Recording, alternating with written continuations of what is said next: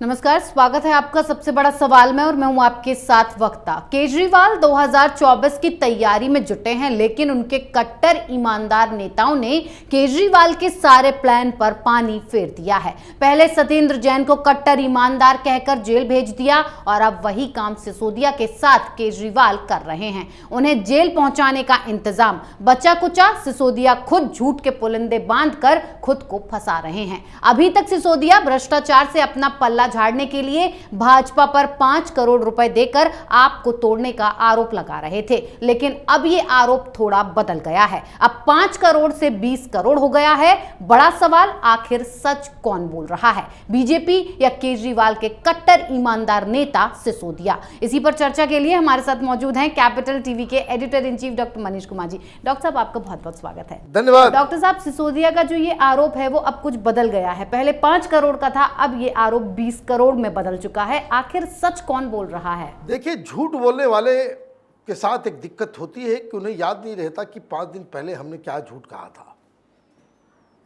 और इसी चक्कर में गड़बड़ियां होती हैं। कल खबर आई आम आदमी पार्टी के लीडर्स जो अब वहां घुटन सा महसूस कर रहे हैं, क्योंकि देखिए इसमें तो बहुत सारे लोग वो चले गए थे, बिल्कुल ही सुनाब किस्म का बिहेवियर इन लोगों का था कि भाई हम तो अलग हैं, हम भ्रष्टाचार नहीं है, ईमानदार हैं, ये है वो है, हम लोग दिल्ली में ही रहते हैं। अभी आम आदमी पार्टी के जो लोकल लीडर्स हैं, जो आए दिन हर पार्टियों को वो तुच्छ समझते थे, मोहल्ले में नजर दिखाने लायक नहीं बचे। वो जिधर जाते हैं उधर पूछा जाता है कि भाई क्या मसला है, कितना कमाया तुम लोगों ने, हैं? तो एक तो साख गई। बिल्कुल। तो बताया ये जा रहा है कि कल बड़े नाराज थे केजरीवाल जी। और मैं आपको बता दूं, जब केजरीवाल मीटिंग्स के अंदर नाराज होते हैं तो उनका वो कुरूप चेहरा कोई देखना नहीं चाहता जी। क्योंकि वो गुस्से में लाल पीले होते हैं तो गालियां भी देते हैं। ये पोकर फेस का व्यक्ति, ये नटवर लाल, मीडिया के सामने आकर के जो बड़ी बड़ी बातें, मुस्कुराना, पल में गुस्सा, पल में एक्सप्रेशन बदलना, ये सारा फुल ट्रेंड। लेकिन मीटिंग्स के अंदर जब वो गालियां देता है तो अच्छे अच्छे लोगों के पसीने छूट जाते हैं जी। और ऐसे में ही एक उमेश सिंह बीएचयू के लीडर थे, गुस्से में उन्होंने वो रिकॉर्डिंग कर ली थी जी।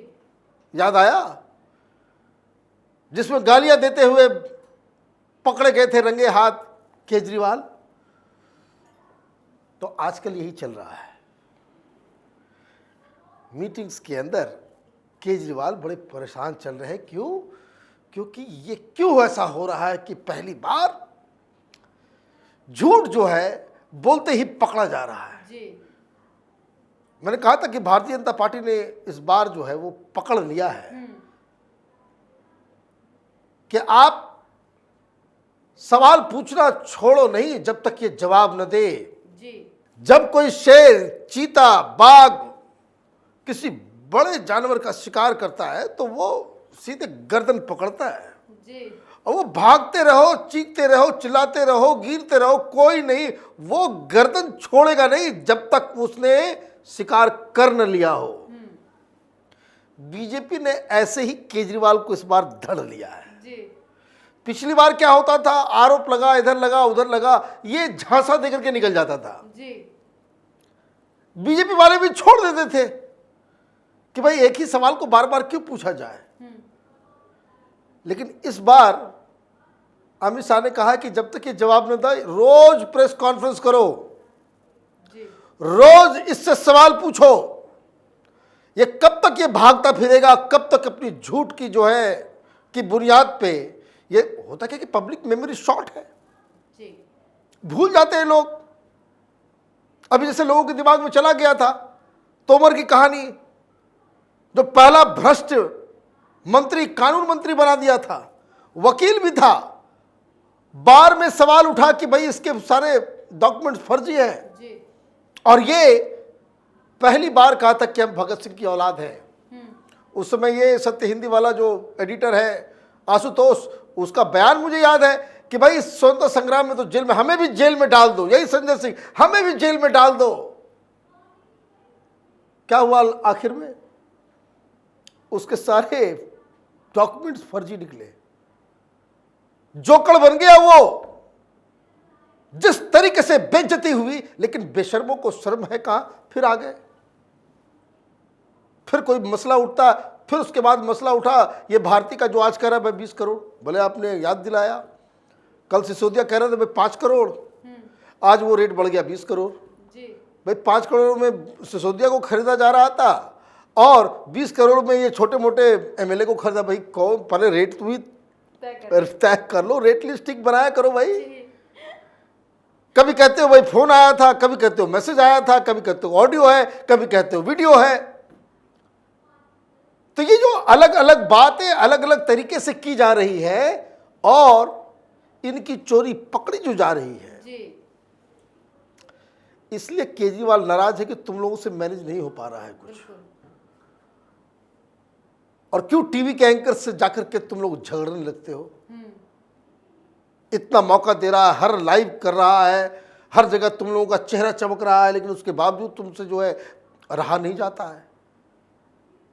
अब एक और लीडर है कपिल मिश्रा जी, ये पहले इनके ही साथ थे, वो अच्छा खासा मजा ले रहे हैं, इनके ही जो आदतों को वो दुनिया के सामने डाल रहे हैं। उन्होंने एक ट्वीट किया और एग्जैक्ट यही चीज करता है ये लोग। उन्होंने ये ट्वीट किया कि केजरीवाल मनीष सिसोदिया के पैर पकड़ के वो गिड़गिड़ा रहा था कि मेरा नाम मत लेना।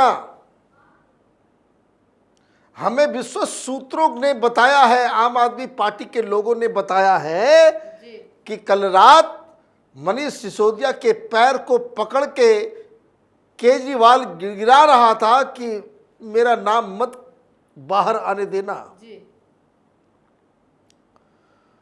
उसके नीचे जो उन्होंने लिखा वो रिमार्केबल है। उन्होंने कहा यह जानकारी हमारे पास पुख्ता है, मनीष सिसोदिया जिस दिन वो बीजेपी के लीडर के ऑडियो को जारी करेगा उसी दिन मैं इसका वीडियो जारी कर दूंगा। ट्रेनिंग वहीं से लेकर क्या जान रहा है सारा कुछ।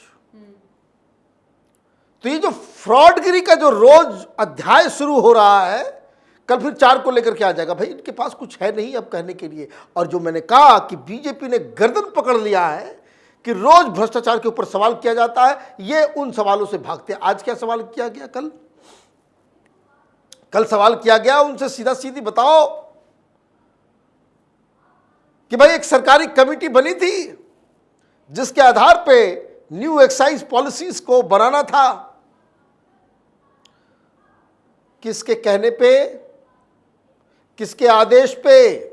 मनीष सिसोदिया, ये बताओ कि तुमने उस कमेटी के रिकमेंडेशंस को आपने डस्टबिन में डाला।